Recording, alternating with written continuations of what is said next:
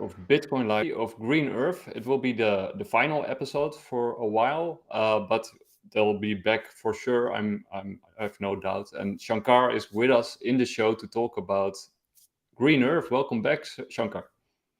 Hi, Nick. Great to be back with you. In fact, uh, as you said, we'll be back soon. Absolutely. These three videos that we did, this was part of our initial AMA plan for the month of October. So it's just for the starting process where you spoke with me for the first time, then with my co-founder Sandeep Saxena for the second time, and this is the one. So it's 3 weeks of back-to-back discussions with you to create essentially the necessary videos and also share information with everyone. So you would be happy to know that the videos that you have created are actually going out to a much wider audience. So through that, they also know you and your channel. And so yeah, it is just the initial part. So we have planned almost one video per month for the next 3 to 4 months at least. So there's a lot of updates coming because in January 2023, we expect to have the integration of GreenEarth blockchain with the first partner, which is Ganga project, which Sandeep is also leading on the ground in India. So that integration will make the blockchain go live, and we will actually start seeing products and transactions appearing on the blockchain and tokens getting distributed to the users as reward. So the blockchain goes live after the integration with the first client, and that's when the income flow also starts for the blockchain at 5% of the transaction value. So we will be sharing those updates, and lots of testimonials will come by Feb and March from users and farmers. So we will be sharing some of them because that will be the live blockchain uh, reports. So it will be very interesting because very few blockchains are doing a combination of the blockchain side with crypto as well as physical chain and then integrating them. Yeah, it is like a complete package that you're building. And I also link the other two videos below this video so that people can watch those Yeah, after yes, watching this one. Because also the Ganja project that you mentioned, we also talked about it in our yeah. previous videos. But today we're going to talk about some other aspects, like how will the GEBT token work and what's its operating mode. Yeah, see, this was actually a bit of a complex topic, so we didn't cover it much. But at the core of it, the Green Earth blockchain is not operating purely as a blockchain project, which is not linked to the physical world. Many of the projects which are in the blockchain space can exist without ever going to the physical world. In fact, most of them are like that. Whereas Green Earth blockchain needs to go to the physical world to operate. And that is a big difference compared to almost every other blockchain project we see.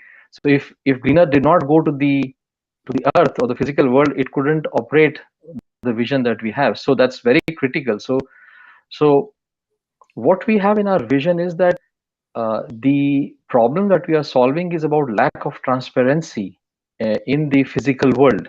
There are in whichever physical chain we take, and we have taken the food supply chain as the first major use case to develop and solve, which is something that is we have as the team significant experience in the food industry, in farming, natural farming, organic products, and also developing forests and entire ecosystems in the last 15, 20 years. So, and that experience will help us to solve this food supply chain transparency problem as well as anybody in the world. So we are making, and then we have the knowledge of blockchain also with and experience in that. So we are combining that. So the way the token would work is that uh, the Green Earth blockchain is going to track the transaction of, let's say, from the farmer or the food source, which wherever the food is getting started. At that point, if it's let us say wheat, it will be from a farm. If it's honey, it will be from some forest most probably, or some farm which is a forest like farm. And if it is some kind of a fish, it will be starting from some lake or some sea. Essentially, that will be a source. And then we need to be able to get, unless we have a very clear tracking on that source, that food will not enter the blockchain itself. So our source tracking starts from there, from where the food is originating, and there itself, right at the source. Yeah, that's the first one there. The farmer, which is the most leftmost food producer slash farmer in the users.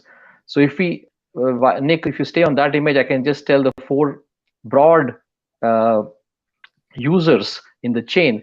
One will be the food producer or the farmer or food producer. It could even be a food company with farmers behind it, but it'll be called a food producer. But let's call them food producer slash farmer slash agriculturist. And they are the ones who are aware of where the food is coming from. It's their product. Then is a layer of quality control uh, and packaging. We have clubbed that as one user, but it could be two different sets of users in many cases. And then it goes into logistics, which is the shipping and transportation and logistics. And then it comes to the consumer. And so this is how we are seeing. And there may be several variations of it over time, where the logistics delivers to some small retail store, and the consumer picks up from those retail stores. For example, we most probably, when we launch the US, we will have a combination of what we are seeing in this chain, where consumers will get the product by FedEx to their house by shipping, but consumers will also have the option to pick up products which are, let's say, verified by GreenEarth blockchain with GreenEarth logo in retail stores. Yeah, and so the logo that you're seeing, the GreenEarth logo, that logo is going to be there on actual food packets in some point of time ahead. Okay, so that's how we will be working.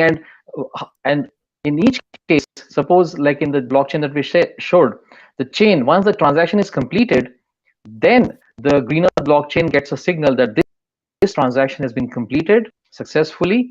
And then based on the very specific details of that particular transaction, we will cover that in this call. What kind of details? Based on the details of that particular transaction, some tokens or fractional tokens will be released to all the users in that particular chain of that transaction. So each transaction will trigger a release of tokens as rewards for all the people who participated in that transaction. It is a way to thank them for their honesty and participation, because only when a large number of people participate in this chain, it will gather a size and a momentum. Then it can really start making an impact, that those who are on this chain represent the authentic chain, and those who are not on this chain have something to hide. Yeah, that makes a lot of sense, and it will greatly improve transparency. Yes, which is the main aim, of course. Yes, the aim of the project is that. And we are also aware that in the beginning, when the size is small, I mean, you can imagine it's $11 trillion industry, the food industry globally. So it's very, very large. So we will be starting with some amount of, at some point we have to start, right? And then we have to make enough people aware that these products, when you find them on the blockchain here on GreenEarth blockchain, those are very authentic products, and the price that you're seeing for those products is indeed the market value when you actually get an authentic product for that. So whether it is a Alaska salmon, or is it a German honey from some Bavarian forest, or is it some very specialist high quality milk product from India, whichever the product or you're talking about, people will at least understand what is the actual price for that product, because of adulteration of food, the actual prices are not known currently by people. Because if you have a 100% good authentic product at $100 and it's adulterated by 20%, even at 80, some people are thinking that it's at $80 and that's what it is. But in reality, it is not 80, it's $100 the real price. But The one at 80 is actually an inferior product. It is not correct, not fully authentic. So we want to do two things. The authenticity chain will also show the real prices, so that those producers who are actually delivering the real, authentic, honest, or genuine products, their income also can grow. Because many times, just because they are choosing to remain honest and produce in the way they are producing, their sales are low because their prices are high. And why are their prices high? Because the competition, which is actually having some form of adulteration, is underpricing the foods and taking away the market. And at least we need to flag that products which are in this price range, people will realize with time, and not long, in the very near future, once the chain is operational, people will realize that when you have a product of this, if it is at this price, there is something not right with that product, whatever is the label. Yeah, so it will also incentivize organic and local creation of Yes, the food. and yes, and in fact, that is the kind of details we talked about. So suppose Yeah. the like if you take the same chain, just show the image again, the one that you showed. We can explain with that, Yeah. the image with I'll the users. get it up back. Let's see. There it is. Yeah, so let's take the same example. It's an example of one kilogram of honey, which has been purchased, 1 kilogram of forest tree honey, which has been purchased by a consumer. Invariably, the locations may be different. Now, the in the Green Earth blockchain system, we will have a rating for the forest or the farm from where this honey is being produced. So in other words, there would be a actual physical inspection done by someone from Green Earth team, and that would have been captured in the form of images or videos in the system. So it is not just taking the word of the person who is saying I'm producing honey. Someone is actually verifying that, and if they have any certifications that they already have, we would take copies of that also and store as NFTs in the system. But we will not just rely on what they're saying. At some point, we would actually verify, and it will be in the initial stage itself, that indeed this producer has the forest access or the forest farm that he's talking about, and they are producing honey from there. So, and within that as well, for each kind of product category, we will have different kinds of details that we are aware with the background in food industry on what will qualify as a high quality farm and what will make it a low quality farm. So for each product at the very source level, there will be a rating given to the farm itself based on how it is constructed and how it is operated. So there is that score. So for example, what it means is that two different farmers from Germany can send you forest honey, but their farm scores will be different. And based on what we have observed about how they are producing or how their farm is operated. And so even though they are both 100% authentic, one may have a score of 0.9 and one may have a score of 0.7 or 0.6. And Yeah. that will decide how many tokens get released in that transaction when you buy. So if you buy the 1 kg honey from the farmer whose farm rating is 0.6, it will release lower number of tokens. And the farmer whose score is 0.9 or 0.95, which will be like a top end, highest quality, pristine forest kind of farm, we will say this will get a highest possible level of tokens on that product. And Yeah. and similarly, that is a farm. But even before farm, we can talk about the product itself.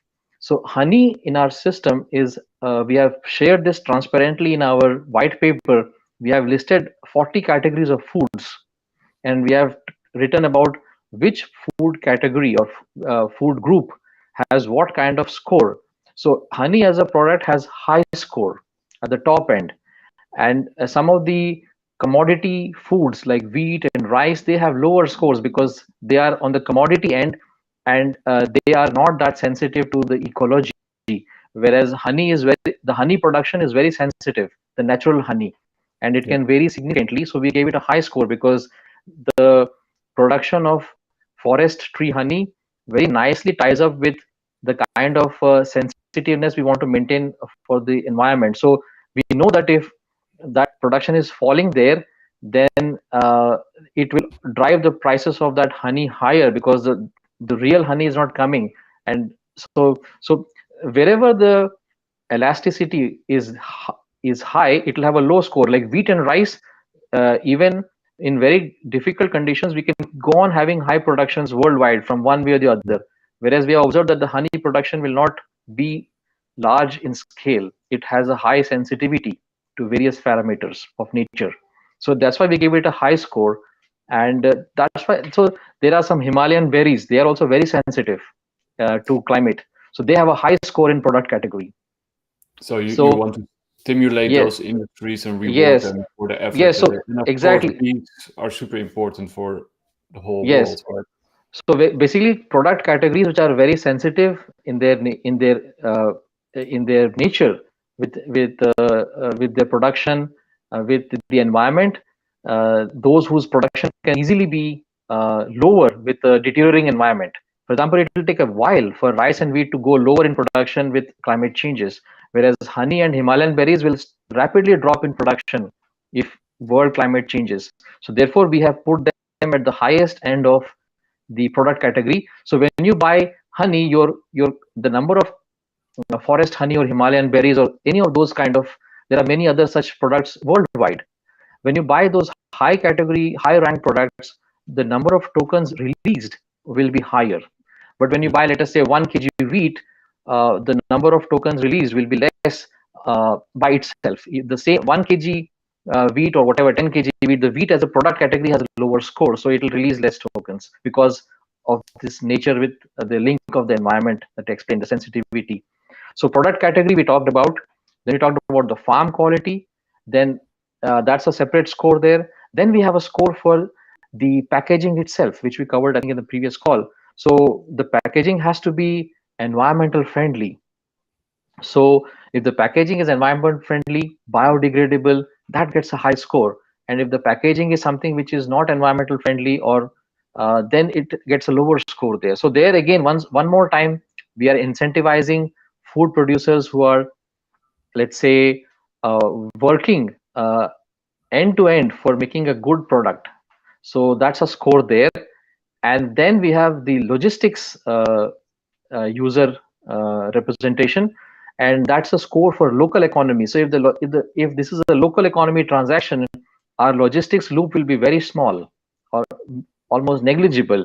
So there the score will be high on local economy. We have a local economy factor which actually ties in with the logistics user.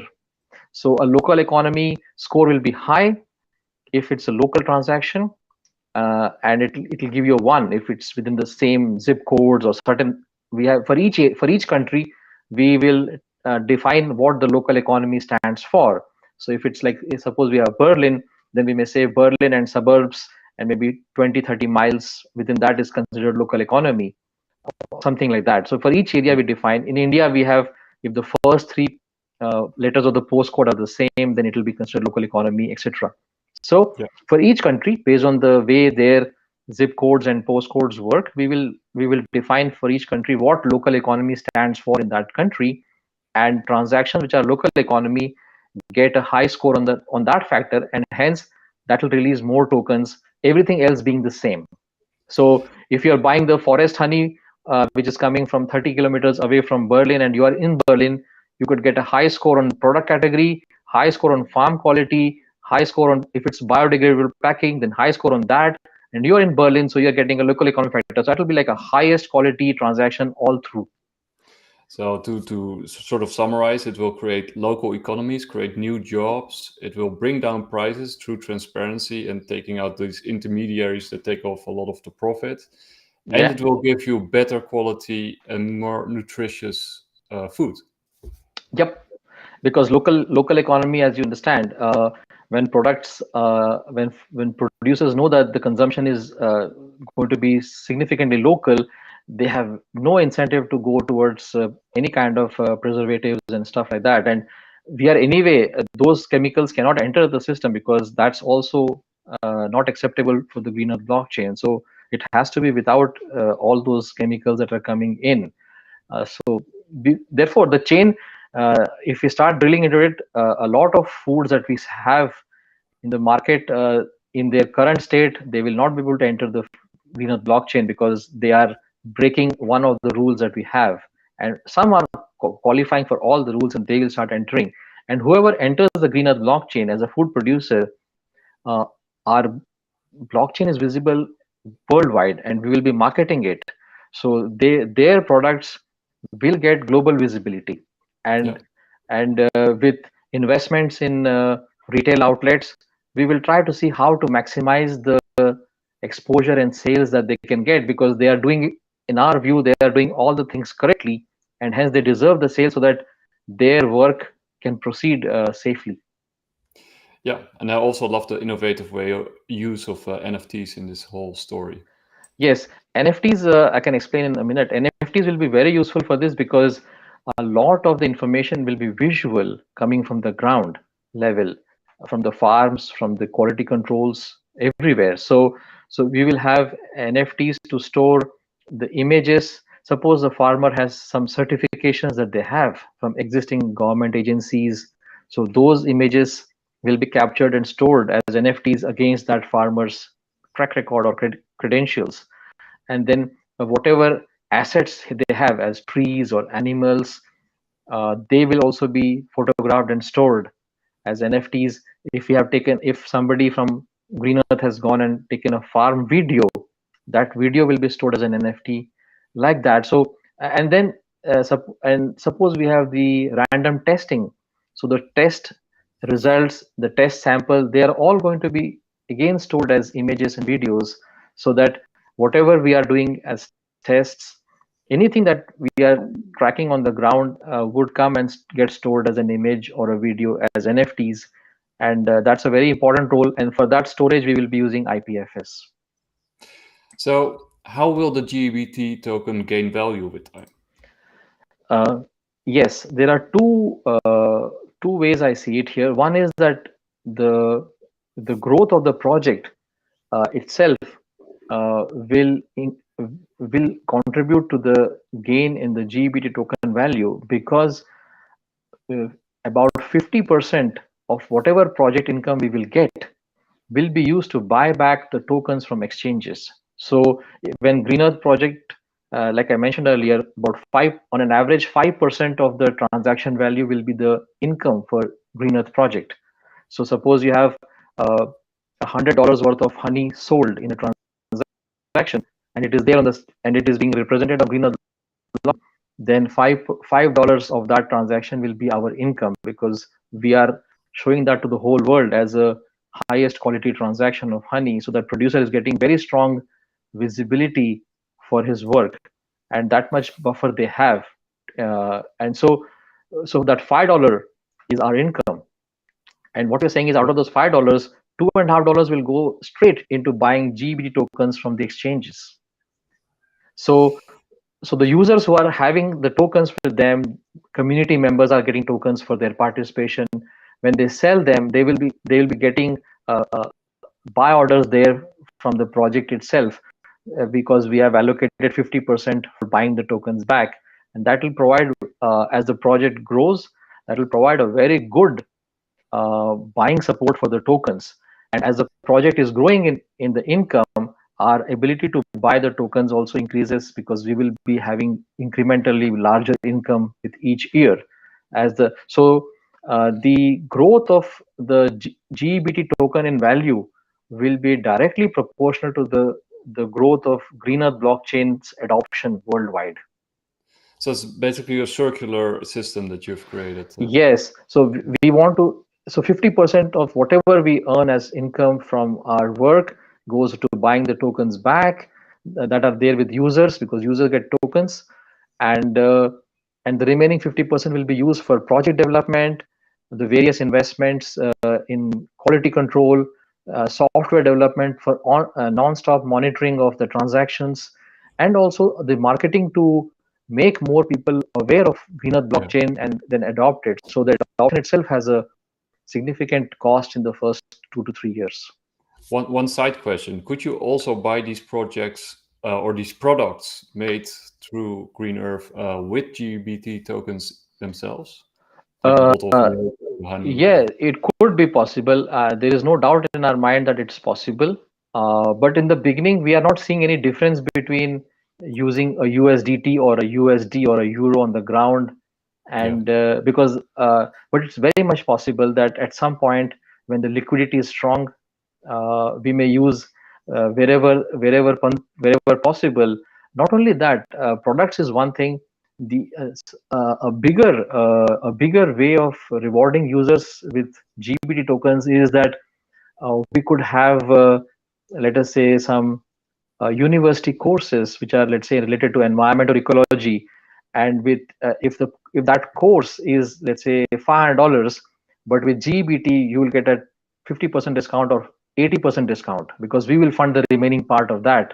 And that way your tokens have got much higher buying power than pure multiplication with market price. That's one way to help reward users. Other is that with whatever income we have, if we build, let us say, a holiday resort somewhere which is very eco-friendly, let us say in Spain or some US, we can reward users by saying that with 50 or 100 GB tokens you can get a stay here, which is actually, one third of what the real price would be. So that way we could incentivize users to see ecologically friendly stuff, places, courses, and we also contribute that to make it cheaper because they are using tokens for that. That will be a more powerful use than just letting them buy the same thing, because otherwise it's just replicating USDT for GBT. It doesn't do any extra value there. true, true. So, where is the token to be listed?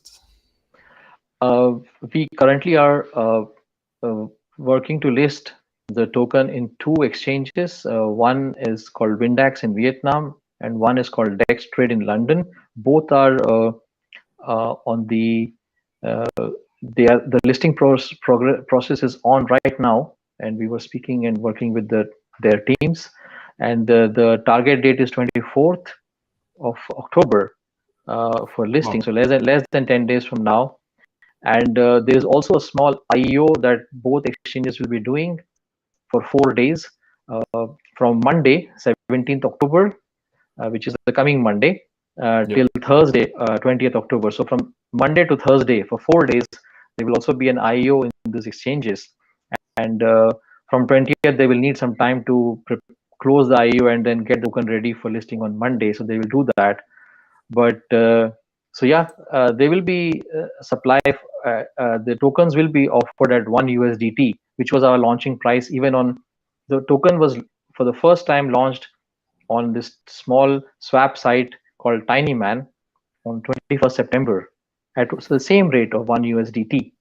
And yeah, and the pool is small there, so it is not really a liquid pool. But it was the purpose of that listing on Tinyman was to register the GEBT USDT pair and yeah. GEBT algo pair, because that's what you get on that pool side. So we registered the pair there, but that's not enough. That's very small volume there. Hardly 100 GBT, 200 GBT tokens are there, so it's very small. But that was just to get the pair ready for everyone. And now the main exchanges are these two which I mentioned, and here we will put a larger supply of tokens. We are initially planning 1 million tokens each on the two exchanges at 1 USDT, and we will let them be there. And we are expecting buyers from different areas and regions to come and take them. Oh, yeah. So that was my next question. What would be the price listing? But that's 1 USDT, so Yes, $1. $1, one Yeah, USDT, and uh, we have we have done the budgeting for the project development and the marketing and the growth required. So over a 1, 2, and 3 year period. And so for that, we have estimated that if we sell 20 million tokens totally at whatever places over the next 3 to 6 months, in whichever form, in whichever exchanges, that will take care of almost 3 years of growth plan that we have, and we can just completely then go back into the operational mode and not need to sell any tokens after that. And then it is just users selling and buying tokens and investors coming and buying tokens. So we will see if so this whole process of offering tokens to investors on through exchanges starts from 24th October. Wow, so that will be a big date. We'll Yes, keep a close eye out, and maybe do another show around that time to sort of yes. celebrate the event. We will. That's why Um, we will surely have something by end of October or 1st of yeah, November. We will do a reconnect through your channel to share an update and what's happening next. yeah, I can't wait. It's very exciting. I think this is a really great project, and I think it has a lot of growth potential because where do you see this project going? I mean, how big can this become?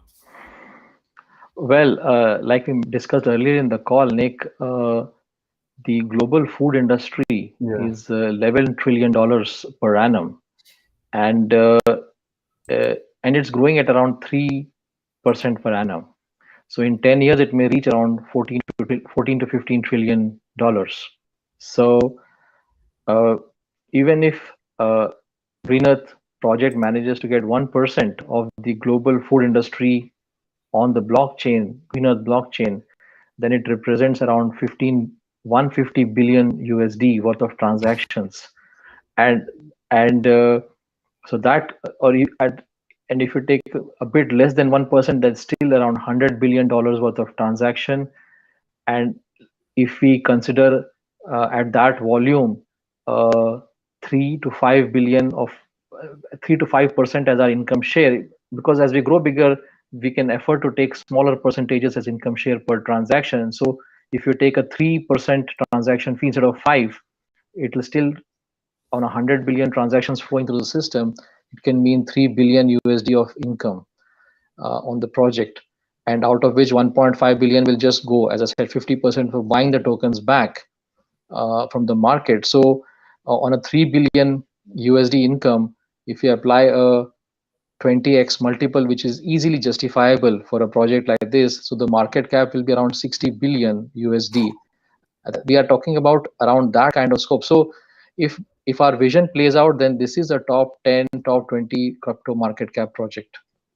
Wow, that's incredible. So Yeah. the early bird uh, catches the worm, so to speak. People Yeah, should. I think some people also ask the question. I can share that they were saying like it's at $1 starting price. How high can it go? Because often people have the mindset that because it has like many zeros in it, it can go higher. But I would say that each problem requires a certain level of solution and scale. Uh, I have seen many projects myself firsthand, participated in them, but to solve what we are trying to solve in Green Earth, if we don't get that scale, that solution won't be effective at all, or it may not even happen properly. So it's either like the phrase, in US, is go big or go home. So Mhm. this is that kind of project. So it's either going to go there in the top 10, top 20 market cap, or it won't go there. But because the founders and the team have such deep experience in the food industry, that we have seen everything on the ground level, we believe that even if we do one or two markets properly, these numbers are going to come. Yeah, and like we said in our previous interviews, there's basically no competition around, right? Nobody else is doing what you guys are doing right now. But they will do within a year. So we Yeah, don't. So once you start doing it, and once it starts coming out there in the top 100 rank in coin market cap, then people will say, okay, what is this project? And uh, they will try to. They, copy. I mean, yes, because we should be very much ready for that. That's in fact, it's a sign that it is working well, because you will see Yeah, clones, and they will try to do in their respective markets. And I think the only way to uh, do or go ahead is to keep executing the vision, because we have the vision and the team of on the ground on all the fronts. So once we pick the resources in terms of token sales, then we can go into full operational mode and move forward. And the space is indeed really so large. Just imagine, if it's 11 trillion yeah, dollars, there is enough space. There is a space for niche people to do just one niche or one country at a time. Though we have taken a view that we want to do it in a very comprehensive way, somebody may do a very niche version of it and still be very successful. So I think we, as soon as our project comes in top 100 market cap, we will start seeing clones. But then, of course, you already got the momentum and the expertise. Yes, and that is a requirement, that we keep working on the vision and keep moving forward, adding clients. All the clients are basically the food producers in the first iteration. Food producers, food commerce, e-commerce companies, those who are working with local economies, all of them, who they will benefit from visibility. So they're all customers for GreenEarth. Yeah, and then in the spirit of all this good news, we're also giving away 10 GEBT to 3 lucky winners. And all you have to do is make a tweet or a couple of tweets about this interview and tell us what you learned, what excited you, what you know, what you what you love about it, basically. And don't forget then to tag GreenEarth _ AI. Don't forget to tag me, that's BitcoinLivejn, and my brother Jay Dalmler. And you got 24 hours to do this, and we'll pick 3 winners, and they win 10 GEBT too. And that's how easy it is. Sorry, it's a little bit early. I had a rough night, but I love this interview. But I do want to ask you one more question before I let you go, because the world is in turmoil. Markets are, on the edge of teetering on the edge of a cliff, it seems. Does this have any impact on what you're doing, and how do you see that going forward with GreenEarth? Good question. Something which I have also thought often, just to see if anything needs to be changed. Because our project is at an early stage and it's very unique. This is not something that we have to convince somebody. Those who are getting it immediately, and those who are saying that we will wait and watch, they are getting it, but they say that this is an area I don't want to go into immediately. It's because so I'll wait for others. So everybody is deciding their position once they hear what we are saying. Some people want to join right away. Some people are saying I'll join you after 2 years, 1 year, whatever, etc. And what we know is that with all the people we are speaking, they do understand that the problem we are solving is a real one. Now it's just a case of whether our solution is effective and whether we succeed versus somebody else succeed. So they understand that the problem is correct. It's a sizable problem to worth worth solving. Yeah. So now the markets go up and down, and in my view, in fact, when markets are down, Nick, that is a time when many of the operational works can be done, and people anyway, the distractions are not much in terms of markets moving everywhere. So people can really develop foundation very nicely. And if we can have the first level of funding that we are aiming for from the first round of token sales, then the project will kick off and move forward. And then we will see for the next level of token sales where the markets are. But in our view, the current requirement from token sales is not extremely large, because we have done the budgeting in that way to have a smaller amount first to take off, and then after the performance is done for 6 months to 12 months, then get some more capital. Yeah. So basically, you're saying this is a positive thing and Yes, not a negative. it is a positive thing. I think absolutely. We should not be worried about markets up and down. If anything, all the current environment and all the factors should only tell people to think about sustainability even more. True. So Shankar, I want to thank you very much for doing this amazing interview, and this is like the third one in a series. There will be more, especially with the token launches, of course. I want to congratulate you on all the hard work, you and your team and your companions. And I also want to thank you for, improving the world and creating better stewardship of it, because I think that's very much needed. Thank you very much, Nick. And to everyone who's watching the video, thank you so much. And we will stay in touch.